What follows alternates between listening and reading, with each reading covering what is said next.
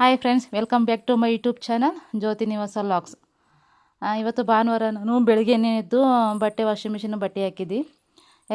ರಾತ್ರಿನೇ ಒಗಿತೀನಿ ಅಂತ ಹೇಳಿದ್ನಲ್ಲ, ರಾತ್ರಿ ಒಗ್ಯೋಕ್ಕಾಗಲಿಲ್ಲ. ಯಾಕಂದರೆ ಎಲ್ಲನೂ ಕ್ಲೀನ್ ಮಾಡಿದ್ನಲ್ಲ, ವಾಷಿಂಗ್ ಮಿಷಿನು ಮನೆಯೆಲ್ಲ ಕ್ಲೀನ್ ಮಾಡೋದ್ರಿಂದಾಡಿ ಒಗ್ಯೋಕ್ಕಾಗಲಿಲ್ಲ. ಬೆಳಗ್ಗೆ ಎದ್ದು ಒಗ್ದ್ಕೊಳ್ಳೋ ಅಂತೇಳಿ ಇವತ್ತು ಬೆಳಗ್ಗೆನೇ ಎದ್ದು ವಾಷಿಂಗ್ ಮಿಷಿನ್ ಬಟ್ಟೆ ಹಾಕಿ ಒಗ್ದಾಕ್ಬಿಟ್ಟು ದಿಮ್ಮನ ಕವರ್ನವನ್ನೆಲ್ಲ ಕೈಲೇ ಒಗ್ದಾಕ್ತೀವಿ, ಮಿಷಿನ್ಗೇನು ಹಾಕೋಕೆ ಹೋಗಲಿಲ್ಲ.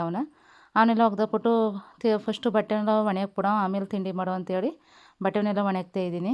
ಇನ್ನು ಬೆಡ್ಶೀಟೆಲ್ಲ ನೆನ್ನೆನೇ ಒಗ್ದಿದ್ನಲ್ಲ, ಅವನ್ನೆಲ್ಲ ಒಂದು ಸ್ವಲ್ಪ ಬಿಸಿಲು ಕೈಲಿ ಇನ್ನೊಂದು ಸ್ವಲ್ಪ ಅಂತೇಳಿ ಅವನ್ನೆಲ್ಲ ಹೊರಗಡೆ ಬಿಸಿಲಿಗೆ ಹಾಕಿದ್ದೆ. ಈ ಬಟ್ಟೆವನ್ನೆಲ್ಲ ಮನೆ ಮುಂದ್ಗಡೆನೇ ಚಿಕ್ಕ ಹೊಸರು ಅಂತ ಹೇಳಿದ್ನಲ್ಲ, ಅಲ್ಲಿ ಒಣಗ್ತಾ ಇದ್ದೆ. ಒಣಗಾಕ್ಬಿಟ್ಟು ತಿಂಡಿ ರೆಡಿ ಮಾಡ್ಕೊಳ್ಳೋ ಅಂತೇಳಿ ಬಂದೆ. ಇನ್ನಿವತ್ತು ಕೆಲಸಕ್ಕೆ ನಮ್ಮ ಮನೆಯವರು ಮತ್ತು ನಮ್ಮ ಅಪ್ಪ ಇಬ್ಬರೂ ಕೆಲಸಕ್ಕೆ ಹೋದರು. ನಮ್ಮಪ್ಪ ಮನೇಲೆ ತಿಂಡಿ ತಿನ್ಕೊಂಡು ಹೋಯ್ತು. ಇನ್ನು ನಮ್ಮ ಮನೆಯವರು ನಾನು ಅಲ್ಲೇನಾದ್ರು ತಿಂಡಿ ತಿನ್ಕೊತೀನಿ, ನನಗೆ ಇಷ್ಟೊತ್ತಿಗೆ ಬೇಡ ಅಂತ ಹೇಳ್ಬಿಟ್ಟು ಅವರು ಹೋದರು. ನಮ್ಮ ಅಪ್ಪಂಗೆ ತಿಂಡಿ ಕೊಡೋದ್ರಿಂದ ಅದೊಂದು ವೀಡಿಯೋದು ಕ್ಲಿಪ್ ತಗೊಳಕ್ಕಾಗಿಲ್ಲ.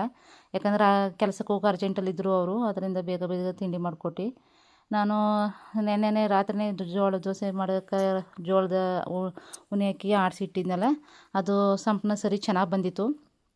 ದೋಸೆ ಮಾಡ್ತಾ ಇದ್ದೀನಿ ಇವಾಗ. ದೋಸೆ ಮಾಡ್ಬೇಕಾದ್ರೆ ನಾವು ತವಾನ ಕಾಯಕ್ಕೆ ಇಟ್ಬಿಟ್ಟು ಎಣ್ಣೆ ಸವರಕ್ಕೆ ಹೋಗ್ಬಾರ್ದು.